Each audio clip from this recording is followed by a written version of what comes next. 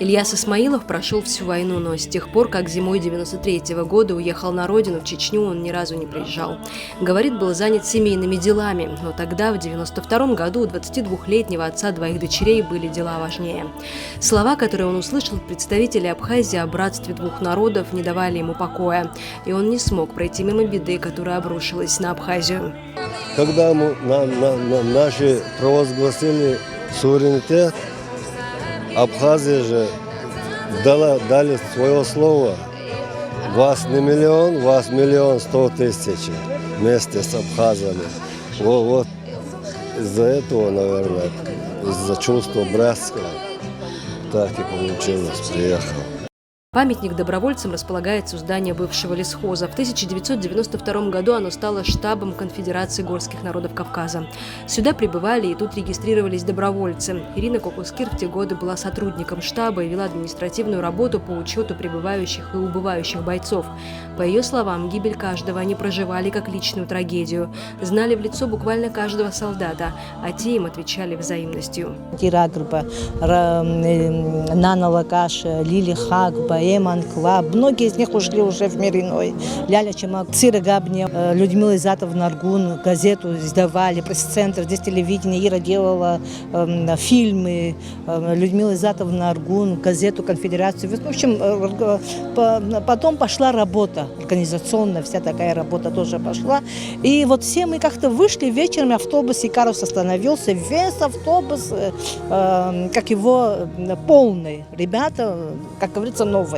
И мы вернулись и начали их всех записывать. И этот водитель, он на абхазском языке нам сказал. Они, говорит, всю дорогу рассказывали, что вот во штабе, ну, это им так казалось, и вообще нас так тоже преподносили, что это, говорит, абхазцы такие хитрые. Они специально сюда созвали самых лучших. Ну, вот так они к нам относились. Первым добровольцам удалось прорваться уже через закрытую границу с Россией. Как рассказывает Ирина Кокускир, это можно назвать первой удачной операцией.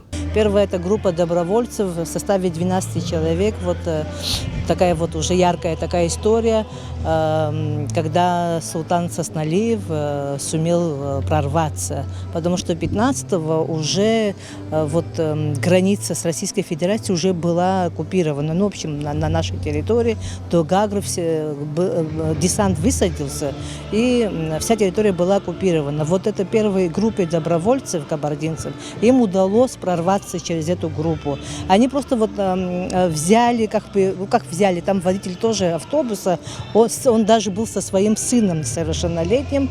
Они вот сказали, что должны проехать и проедут, несмотря ни на что, на этот заслон. Вот этот 15-й, этот день на самом деле стал таким ярким днем в нашей военной истории. Но после этого российская граница была надежно закрыта для желающих помочь Абхазии. Добровольцам приходилось добираться до Гудауты горными тропами. Молодых парней, только вернувшихся из армии, не пугали никакие перспективы. Тем более, что в северокавказских республиках в то время ситуация тоже была довольно напряженной. Ну, как услышал, я с армии приехал домой, был дома. И у нас в митинге объявили, что помощь нужна, добровольцы нужны. И сразу же, не думая, приехал. Уже года не было, да, это было такое. И митинги у нас были тогда. Все. Да. Нам тоже недалеко до войны оставалось. Митинги были. И так мы приехали. Да. Решили, давай поедем. Собрались, пошли, записались, оружие получили. Через перевал перешли. С Гилаевым приехали. Командир Гилаев был. Гагры взяли, потом уехал.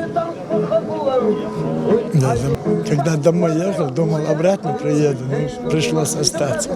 Несмотря на то, что прошло уже 30 лет со времен войны, связь между добровольческими организациями Северного Кавказа и Абхазии только крепнет. С каждым годом все становится все легче, потому что абхазские структуры начинают лучше работать в этом направлении. Это явно ощутимо, за что мы очень благодарны, ценим.